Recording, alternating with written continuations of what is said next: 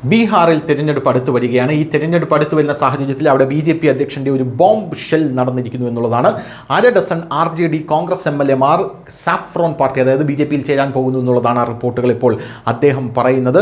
എന്താണ് ഈ സംഭവമെന്ന് നോക്കാം. അതായത് നവംബർ 6-നും 11-നും നടക്കാനിരിക്കുന്ന ബീഹാർ നിയമസഭാ തെരഞ്ഞെടുപ്പിന് മുമ്പ് ലാലു പ്രസാദ് യാദവിൻ്റെ രാഷ്ട്രീയ ജനതാദളിൽ നിന്നും കോൺഗ്രസിൽ നിന്നുമുള്ള അര ഡസനോളം നിലവിലെ MLAമാർ BJPയിൽ ചേരുമെന്ന് ബീഹാർ BJP പ്രസിഡന്റ് ദിലീപ് ജയ്സ്വാൾ വെള്ളിയാഴ്ച ഒരു കാര്യം പറഞ്ഞു, ഒരു പ്രസ്താവന നടത്തി. ഇതൊരു വമ്പൻ സ്ഫോടനമായി അപ്പുറത്തെ ക്യാമ്പിൽ വന്ന് വീണിട്ടുണ്ടെന്നാണ് അറിയാൻ സാധിക്കുന്നത്.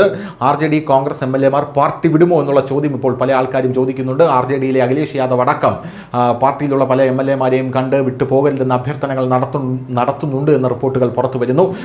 മുൻ മുസാഫർപൂർ MP അജയ് നിഷാദിനെ കാവിക്കളത്തിലേക്ക് തിരികെ സ്വാഗതം ചെയ്യുന്നതായി നടത്തിയ പത്രസമ്മേളനത്തിൽ ബീഹാർ നിയമസഭാ തെരഞ്ഞെടുപ്പിന് മുമ്പ് ഭരണകക്ഷിയായ BJPക്ക് വലിയ ഉത്തേജനം ലഭിക്കുമെന്ന് ജയ്സ്വാൾ അവകാശപ്പെട്ടു. RJD കോൺഗ്രസ് സഖ്യത്തിലെ അര ഡസൻ MLAമാർ അടുത്ത കുറച്ച് ദിവസങ്ങളിലുള്ളിൽ പുതിയ പാർട്ടിയിലേക്ക് എത്തും. അടുത്ത കുറച്ച് ദിവസങ്ങളിലുള്ളിൽ കോൺഗ്രസിൽ നിന്നും RJDയിൽ നിന്നും അര ഡസനോളം MLAമാർ നമ്മുടെ അടുത്തേക്ക് വരുമ്പോൾ അത് വലിയൊരു ഞെട്ടലായിരിക്കും അവർക്ക് നടത്താൻ പോകുന്നത് എന്ന് പറഞ്ഞു. ഇത് പ്രധാനമന്ത്രി മോദിയുടെയും മുഖ്യമന്ത്രി നിതീഷ് കുമാറിൻ്റെയും നേതൃത്വത്തിൽ വർദ്ധിച്ചു വരുന്ന വിശ്വാസത്തിൻ്റെ വ്യക്തമായ സൂചനയാണ് എന്നാണ് യഥാർത്ഥത്തിൽ ദിലീപ് ജയ്സ്വാൾ പറഞ്ഞിരിക്കുന്നത്.